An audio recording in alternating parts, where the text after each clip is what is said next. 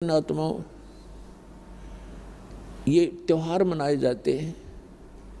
एक भक्त कह रहा था, एक नहीं बहुत से ऐसे भक्त में मिलते हैं, एक दो याद रह जाता है। उसने बताया था जब दीक्षा लेने आए किसी भक्त के माध्यम से साथ आए वो, उन्होंने बताया जी हमने आज 10 वर्ष हो गए कोई त्यौहार नहीं मना लिया। कारण क्या है कि कभी तो हमारा एक 5-4 मेरे चाचा ताऊ 5-6 भाई थे, उनमें कभी तो किसी की मृत्यु हो जाती है, किसी खास जवान की, कोई बहन विधवा हो जाती है या घर का सदस्य मर जाता है। हमने 10 वर्ष हो गए कोई त्यौहार नहीं बना लिया। तो पुण्यात्माओं, अब वो त्यौहार क्यों नहीं मना रहे? और जिनके या बिजली ना गिरी है वो नाचें गाँव बकवाद करें, खाक त्यौहार यहाँ पर तो कहते हैं,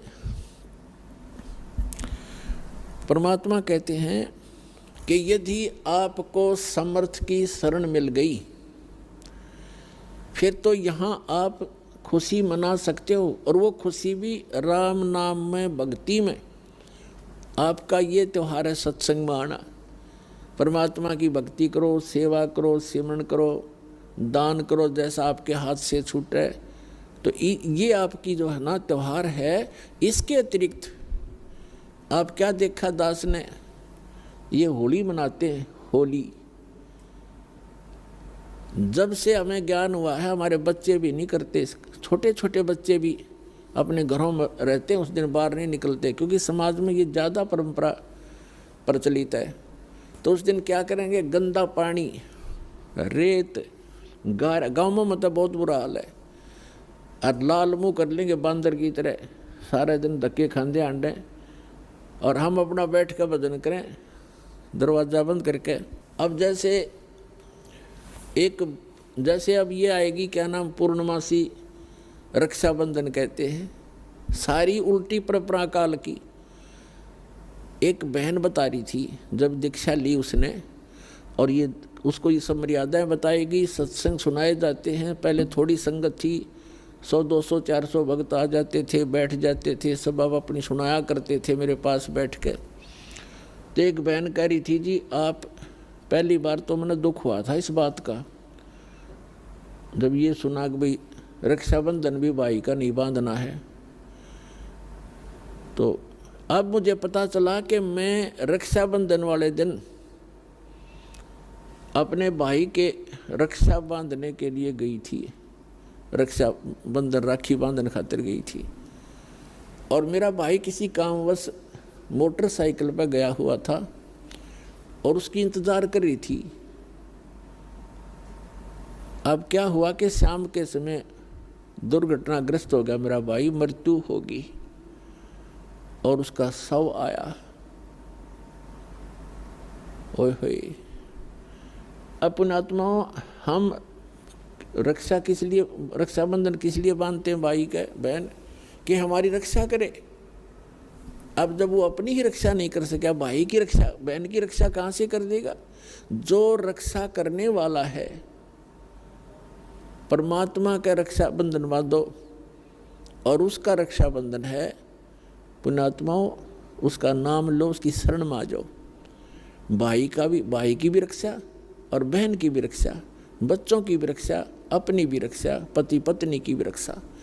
तो हम भूल चुके हैं इन परंपराओं में, परमात्मा को भूल गए और अपने ही इस मकड़ी वाले जाल में फंस कर जीवन नाश कर जाते हैं। तो पुण्यात्माओं, इन परंपराओं से हमने वापस होना पड़ेगा और उसी मार्ग पर आए।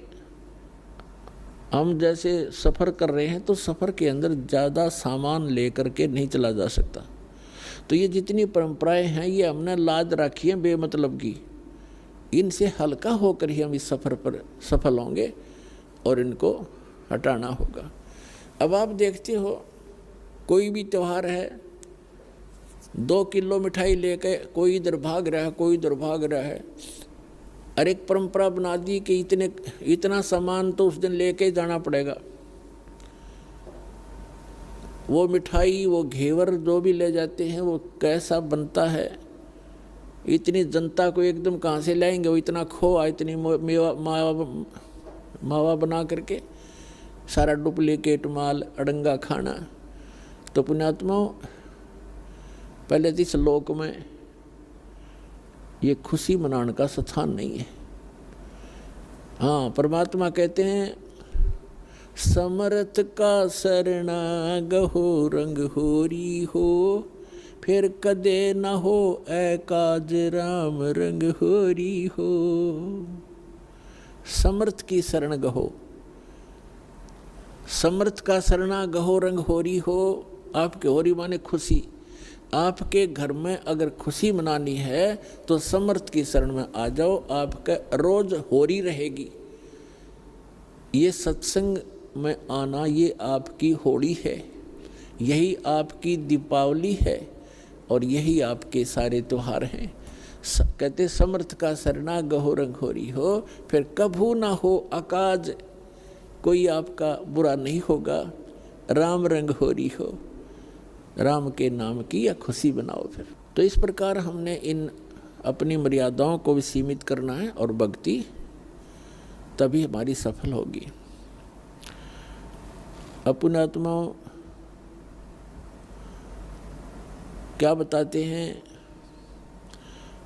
पर भी लेन जात है दुनिया, हमरा ज्ञान किने ना सुनिया। परमात्मा कहा करते के चारों युग में संत पुकारे, कूक कहा हम हेल रे, हीरे माणिक मोती बरसें, ये चग चुगता ढेल रे।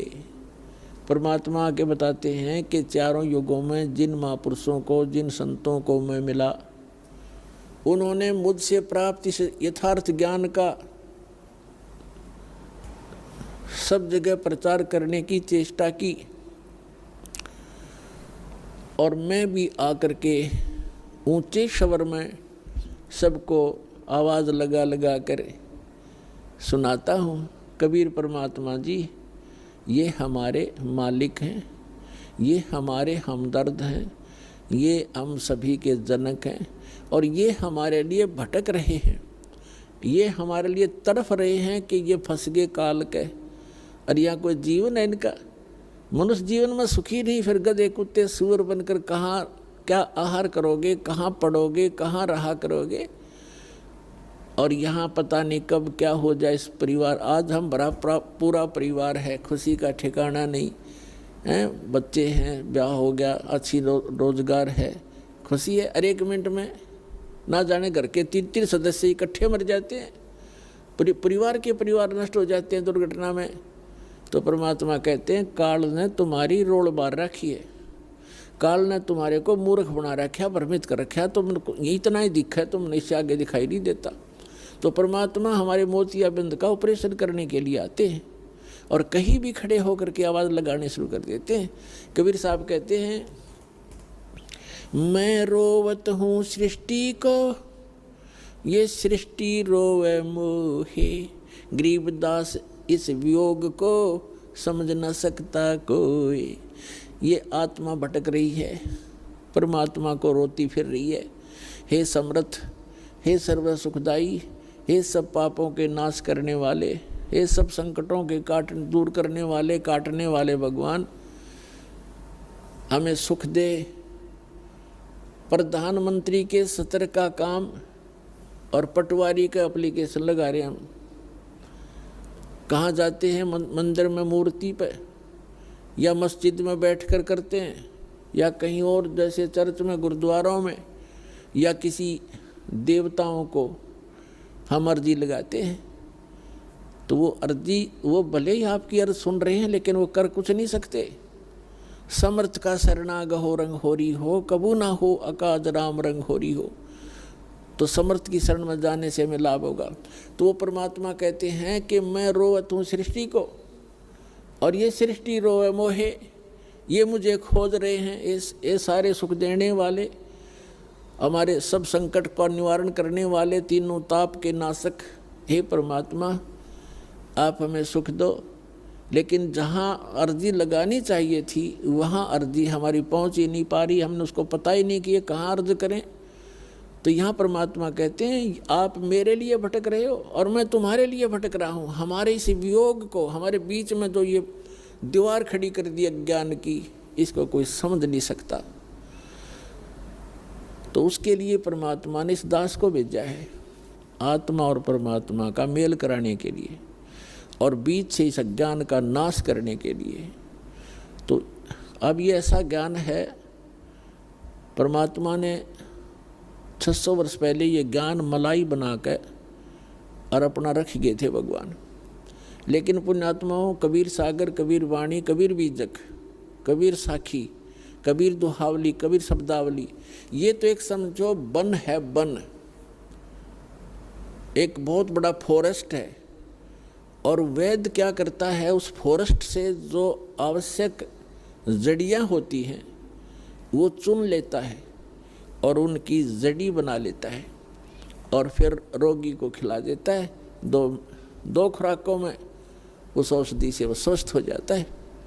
तो इसी प्रकार ये कबीर सागर परमात्मा का दिया हुआ जो ज्ञान, ये अथाह ज्ञान है, ये तो एक फॉरेस्ट है। इसमें हर प्रकार की जड़ी वो हैं, पौधे पेड़। और इस दास को पारखू वैद्य बना दिया। दास ने वो निकाल ली अनमोल रतन, इसके अंदर वो जड़ी बूटियाँ भगवान इसी में बीज के चले गए थे। अन्य कबीर पंथियों को उनका पता नहीं लगा, क्योंकि वो वैद्य नहीं थे, वो नकली वैद्य का बोर्ड लगा रखा था उन्होंने, वो समझ नहीं सके इस अनमोल ग्रंथ को। तो पुण्यात्माओं, वो जड़ी ईबदास ने निकाल ली है और आपके लिए दे दी है।